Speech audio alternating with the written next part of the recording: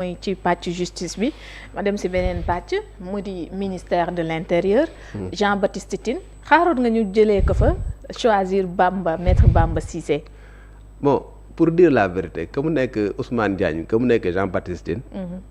man personnellement je savais que c'est une question de temps mais dañ leen fay jëlee. ba ci Jean-Baptiste Tine. ñoom ñaar ñëpp parce que c'était les mêmes dossiers ñoom ñaar ñëpp seen tour seen ñaar tour ñu ma doon circuler ñoom ñaar la woon. y avait même un troisième moo xamante ne des na mu ngi ci nguur gi ba tey mais que mu nekk Jean-Baptiste Tine que mu nekk Ousmane Diagne. ce sont des noms qui circulent depuis des mois et des mois et les gens disaient que dañ fay jóge parce que peut-être ñi nga xamante ne ñoom ñooy waa Pastef ni ñu bëggoon affaire yi doxe ak ni ñu doxalee bokkul ak ñoom ni ñu bëggee mais encore une fois ñoom nañu bëggee peut-être même du noonu voilà nañu bëggee ak ni mbir yi war a doxee du noonu dëkk dafa am nu muy doxee waaw donc mënuloo ñëw que mu nekk Jean-Baptiste def toute sa carrière voilà am nu nga xamante ne am lu mu jàng comme le cas de Ousmane Diagne moom it dafa am lu mu jàng dafa am parcours dafa commencé ba nekk général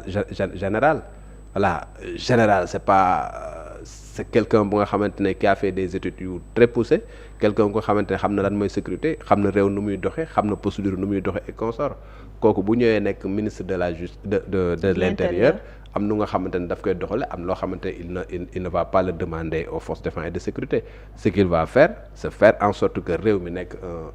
un pays bu nga xamante ne mi ngi respecter textes yi mais nit ñi également mën a nekk dans la quiétude et consort il a essayé de tirer son épingle du jeu et je pense que bi mu fi nekkee ba léegi également bon tu peux pas dire par exemple def son bilan est négatif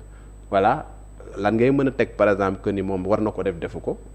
man je vois pas. pourtant intérieur du pays jàpp nañ ni sécurité bi des na loolu ci anam bi nga xamante ni moom la ci waroon taxawee au niveau sécuritaire foofu nag fa la ñu ŋàññee bu baax ki nga xamante ni moom moo di le ministre ñu gis ne nag am na yu bëri yoo xamante ni tam dafay bàyyi loxoom ci bu ci waree doxalee jël ay décision ci côté booy xool ñi fi nekkoon wala bokk ci boori l'opposition bi yenn décision yoo xamante ni jàpp nañ ni daal ministre bi dafa bàyyi daal yenn yi nit ñi di ci doxaleeg nu mu leen neexee démb rek maa ngi koy dégg l'ancien procureur di wax ci wàllum sécurité doxalinam da cee woyofoon lool. non wàllum sécurité tey boo xoolee déjà ce qu'il y avait à faire parce que ministère de l'intérieur la ñuy wax. ministère de l'intérieur. gérewul par exemple forces armées. oui les forces armées ñoom ñooy gérer par exemple la gendarmerie. de la gendarmerie à l'intérieur du pays pratiquement ñoom ñoo maillage du territoire c'est la gendarmerie moom moo nekk à l'intérieur du pays pratiquement dans les na lay koy wax sax. ci frontières yi waaw dans les postes frontaliers en tout cas ci dëkk yooyu yëpp ñoom ñoo fa nekk boo xoolee police peut-être la police de police bi nga xamante ne moom moo nekk ci frontières yi foofu lay nekk mais boo demee dans les localités les plus reculées gendarmerie nga fay gis ñoom ñooy ñi nga xamante ne ñoom ñooy gérer na laa koy wax sa lépp luy sécurité ci zone yooyu kooku nekkul ci compétence u ministre de l'intérieur ki nga xamante ne moom mooy patron ñi mu nekk patron c'est la police comprends nga encore que même si critique boobu nga xamante ne ñu koy wax moi je vois pas parce que la police comme nekk la police comme nekk la gendarmerie ils ont réussi à avoir un maillage du territoire et dans ce maillage du territoire là voilà il y a beaucoup de postes frontaliers il y a en tout cas beaucoup de brigades de gendarmerie de postes de police yu nga xamante ne de plus en plus ñu ngi koy mettre à l'intérieur du pays et même ici à Dakar dans certaines zones da ngay gis par exemple ñuy implanter un certain nombre de choses le problème fondamental que nous avons ici au Sénégal c'est un problème de ratio on n'a pas le ratio bu nga xamante ne le ratio international qui est demandé le ratio bi nga xamante ne moom mu fi amoon c'était benn takk der pour 1000 habitants on est très loin de ces ratios là ratio yooyu sax au niveau international wàññeeku na léegi nekkatul 1000 voilà donc wàññeeku na bu baax encore que même bi mu nekkee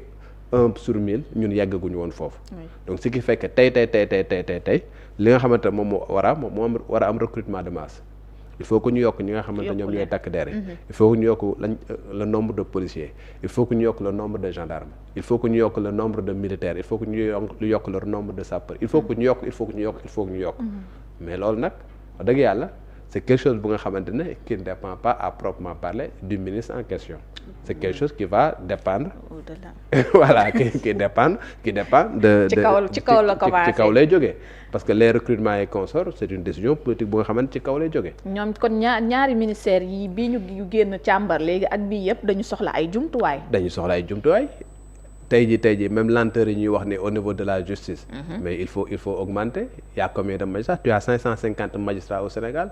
pour gérer quoi 18 millions de Sénégalais tu as chaque cabinet d'instruction tu as un juge d'instruction bu la yoral ay 500 dossiers 600 dossiers kooku noonu mu ngi yor 600 dossiers ñu ne la affaire dafa war a bar et consort comment tu vas faire pour que mu bar voilà tu as des dossiers yu nga xamante ne salle d'audience yu nga xamante ne ça ne contient même pas voilà salle d'audience yu nga xamante ne salle d'audience yu xat la tu as les prisons qui sont bondées de monde parce que tout simplement les dossiers nu mu war a gaawee doonu ko gaawee donc c'est un tout te boo xoolee réforme de la justice boo demee tey ba ñuy doon def les assises de la justice ñaari pàcc la woon réforme la woon ak modernisation ñaari commission la woon benn commission moo doon wax ci réforme beneen commission moo doon wax ci modernisation commission ba doon wax réforme nan la ñuy defee textes yi nan la ñuy mettre en place par exemple un juge des libertés nan la ñuy changer yenn textes yu nga xamante ne dañ jàpp ne c'est des textes liberticides loolu la doon wax mais boo demee ci modernisation xam nga mi ngi la doon wax également nan la ñuy moderniser suñu administration de la justice et c'était yenn yi nga digitaliser ko nit kuy uti casier judiciaire soxlaatul muy dem fee di rang suba ngoon pour ut casier judiciaire donc il faut que nga digitaliser ko tey nit ki bu waree xam par exemple mbokkam bu nekk prison kañ lañ ko war a juger wala buñ ko juger pare ñaata lañ ko condamné xam nga soxlawul muy dem ci greffier di rang pour xam nangam ak nangam le nombre également du personnel judiciaire voilà que mu nekk les greffiers que mu nekk les secrétaires de greffe que mu nekk voilà les éducateurs surveillés am nga que mu nekk les magistrats et consorts mu nekk un nombre bu nga xam ne dañ ko war a yokk et consorts les agents de l'administration pénitentiaire également ñu war leen yokk parce que les prisons là les gens yi nga xamante ñoom ñoo fa nekk les gardes pénitentiaires ils sont débordés ñoom tamit voilà on leur donne énormément de détenus voilà pour un personnel bu nga xamante ne voilà c'est un personnel qui se sacrifie donc loolu yëpp c'est un tout bu nga xamante ne bu ñu bëggee véritablement une justice bu nga xamante qui répond aux normes et bu nga xamante ne dina répondre véritablement ci li population yi bëgg sur tous les plans sans politique aucune boobaa dafa am yoo xamante ne forcément mënuñu ko on ne peut pas imputer la responsabilité voilà à telle ou telle autre personne parce que tout simplement jàpp nañ ni teg nañ ko fa mais affaire yi gaawul comme nu mu war a gaawee obligation de résultat obligation de moyen alors maître Bamba Cissé la ñu tànn lui il est avocat du homme politique ñu tànn ko jox ko intérieur foofu it ndax jàpp nga ni également itam dina yombit mu remplir carrément li ñuy xaar foofu. waaw li ma waxoon ci Yacine. lay waxaat ci maître Bamba Cissé. benn à la seule différence que. Bamba Cissé day am avantage bu nga xamante ne Yacine Fall amu ko. waaw parce que tey bu fekkee da nga ñëw ministère de l'intérieur aussi. day soxla ku nga xamante ne xam na texte yi xam na procédure et consort.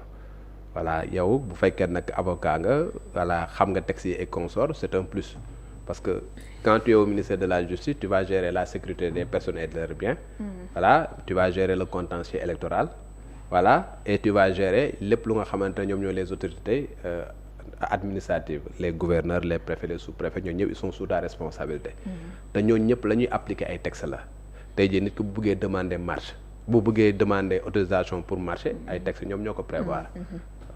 boo ko bëggee tere am na ay textes yu nga xam ne ci nga ko war a basé les libertés des gens c'est encadré par les textes xam nga policiers yi la ñuy appliquer ci commissariat ak nangamam c'est des textes donc quand tu es ministre de la justice nga nekk ku nga xamante ne xam nga textes et consorts c'est ministre de l'intérieur nga xam textes yi également c'est quelque chose bu nga xamante ne c'est un plus encore que ministre encore une fois c'est un poste politique donc tey même bu fekkee ne c'est un novice bu nga xamante ne dans ce domaine-là il vient d'arriver dans ce ministère-là c'est quelqu'un qui connaît les textes la ci des nag après sa na laa koy wax sax say qualité personnelle moom moo koy mottali te Bamba Cissé ci ñi ko xam ñëpp xam nañ ni c'est quelqu'un bu nga xamante wax dëgg yàlla en matière de défense des droits de l'homme daf ci mës a yëngatu. voilà ñu bëri ñu mu défendre daf leen a défendre pour le principe et non pas parce que daf ci bëgg ba xaalis. que mu nekk l'ancien colonel bi ñu jàppoon arrêt de rigueur muy le colonel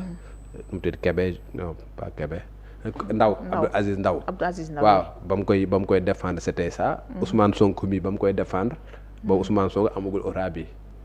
mooy temps yi nga xamante ne dañ ne woon dañ koy radier de la fonction publique. il était le seul avocat moom moo fi nekkoon moo ko daan défendre. te ba muy ñëw di ko défendre koon parce que donc mi ngi doon xaray honoraire ci Massamba ou Mademba. voilà bi mu amee ay manifestations également il a défendu beaucoup de gens yu nga xamante ne loolu moom moo ko tax donc c'est quelqu'un moo xamante ni qui a défendu ces choses là. On voit mal qu'aujourd'hui muy ñëw wëlbatu ko moom ci boppam di war a def le contraire de ce qu'il avait l'habitude de faire. ñi gis ne proximité am ak Ousmane Sonko dina tax mu mën a def le contraire nag. Encore une fois comme ni ma waxoon sànq man nit du ma ko juger ci ay préjugés comme ça dama koy juger sur des actes. la préjugé bi nga am préjugé favorable bi nga xamante da nga ko am mën nga koo wax. Comme Abdou Diouf la mu daan wax rek de deux alternatives je prends toujours la plus noble.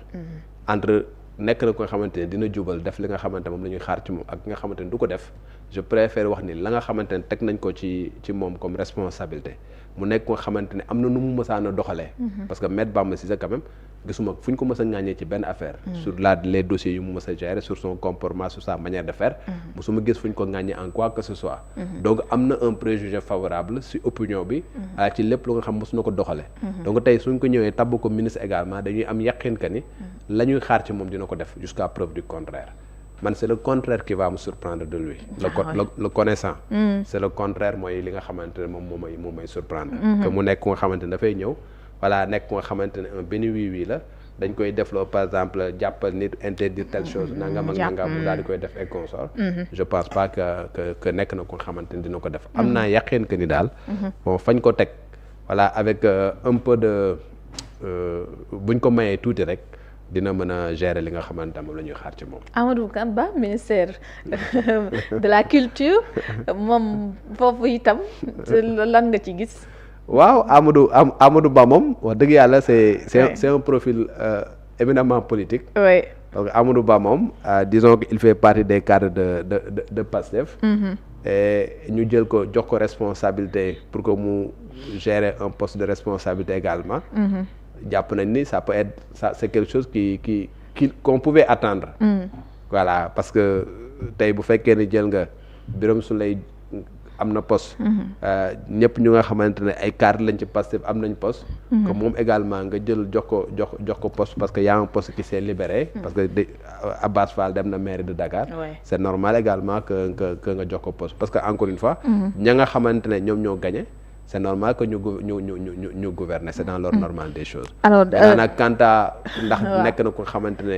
dina mën a réussir mission et consort. li ma waxoon ci Bamba Cissé laay wax ci moom. je lui donne un préjugé favorable jusqu'à preuve du contraire. waay reste à voir alors Daouda ma avancé ci beneen point. mu di situation bu Farba Ngom mi nga xamante ni mu ngi en prison. demande de liberté provisoire am bi nag boobu ba léegi ñu ciy topp. xaar nag la nga xamante ni moom lañ ci décidé tey jile ginnaaw expertise bi nga xamante ni contre expertise bi nga xamante ni defaat nañu ko. 4 experts amal ko foofu tamit lan lañ ci mën a jàpp ginnaaw bi nga xamante ni nag sikki sàkka amoon na ci bu njëkk ba. waaw si loolu nag. juge bi nga xamante moom moo yor dossier moom moo yor ci guyam. d'accord mais man d'expérience j'ai vu quand même des cas gis naa